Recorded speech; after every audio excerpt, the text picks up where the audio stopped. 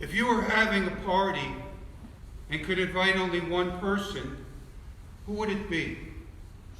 What if it were 5 people or 50 people? Obviously, the more you could invite, the less selective you have to be. And the thing about Jesus' parable of the great banquet is that the man throwing the banquet wasn't very selective. He's hosting a really great banquet with much expense and great extravagance, and he invites many guests. It doesn't sound limited, but rather it's open-ended. But consider this.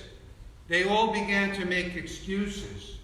Not 1, not 2, not 3, all of them. One man explains that he just bought some property and he needs to go check it out. One says that he just purchased 10 oxen and he's headed out to try them out. And the last one said, I just got married, so I can't come.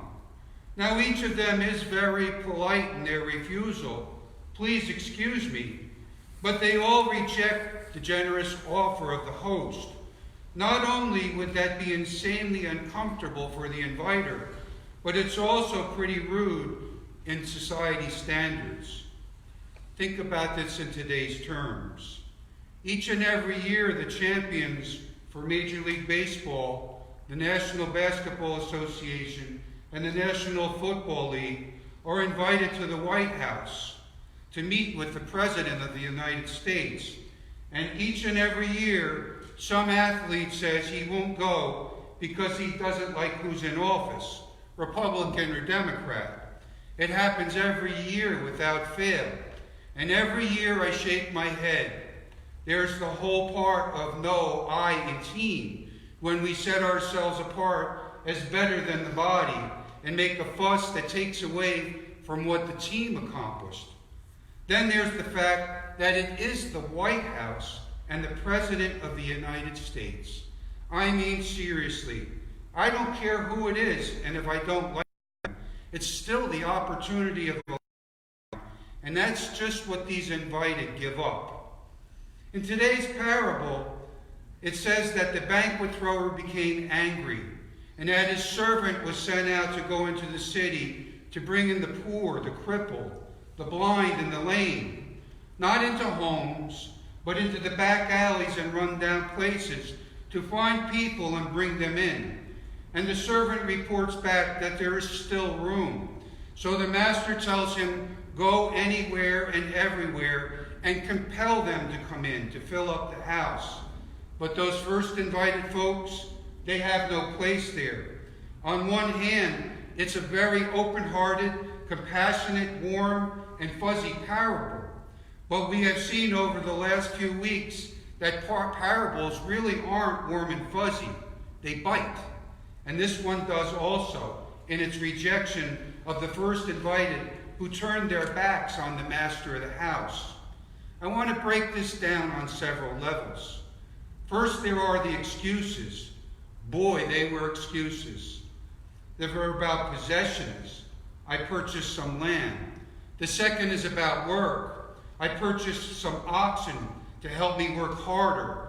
The third was about relationship. I had gotten married.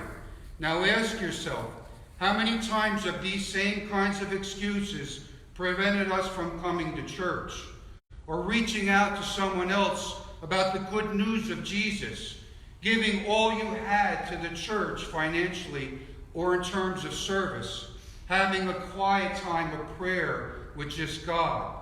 These are quite timeless excuses, aren't they? And they defy the conventional expectations of society's norms. In fact, they are a way that we have come to explain our lives. We're too tired to do that, so it's okay if we don't, because we have that excuse. Family in town? Skip church. Worked too hard last week? Skip church. Too much work in the yard. Hit the couch rather than read the Bible. Forgot to pay your taxes? Don't worry about giving to anyone in need. We excuse ourselves, and we come to believe the excuses are more important than the thing we once knew was important. We devalue the banquet and focus on the effort of our excuses. Third, the master of the banquet tells the servant to compel them to come in. He doesn't give up just because the initial people have excuses. God isn't about to say, well, okay, I didn't get their attention, so I'll just let this one slide. No, God keeps coming. He is proactively searching for the least and the lost, and modeling what he expects that his followers should do. He expects that some who have been ostracized and left alone, who are fallen into the never-invited camp, will need to be convinced. And God sends out his servants to make that happen.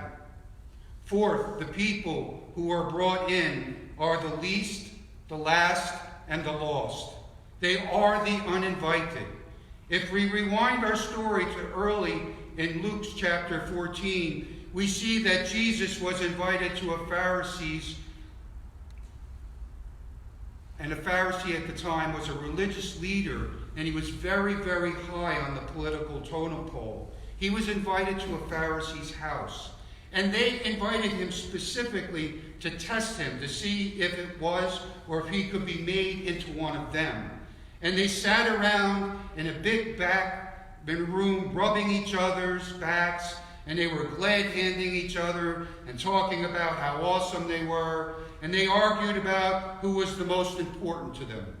And Jesus was telling his listeners, the uppity, high and mighty, that God expects a different kind of hospitality to be offered, because that was the kind of hospitality that God offered. God who created a world and made it good for us to enjoy. God who made a covenant with his own creation when he didn't need anything from them. And God who surrendered his own son to death on the cross to save that same creation. God gets hospitality, and he wants us to understand it also. He wants us to understand that you don't need to stay outcast or misfit or on the outside anymore. God wants to invite you in because God is always working to make outsiders into insiders. So what happens if we get it? What happens if we recognize that the new +1 isn't about taking a date to the party, but about going one level past our own comfort zones to share the invitation? What happens if it means inviting someone who has never been to church before? What happens if it means sharing our story with a family member who's been burned by the church in the past? What happens if it means having that conversation with some random person just because they look like maybe they need to hear some good news? We are all part of God's family. We are first place finishers, and there is plenty of room, and we don't have to worry about overcrowding or not enough. There is familiarity and hospitality for all of Jesus' followers. That being invited and participated means that there's a front row seat to all the festivities. It is ours. We are active, real participants who get to help create it here and now. At one time, we were the least, the last, and the lost, the uninvited. If you aren't 100% Jewish, you were on the outside looking in, because that's who the original invited covenants were. But Jesus broke through that and made it an open invitation to everyone. If you haven't ever really committed to that, maybe it's time you need to. The banquet is open to each and every one of us. We know about it because we're sitting here reading and listening to this. But how we respond says a lot about us. We're supposed to invite others in our words, in our actions, and our actual invitation to talk about God, to Christian events, to church. So why is our church, why are so many churches not bringing new people in every week? How can we say it and not actively, daily, weekly do something about it?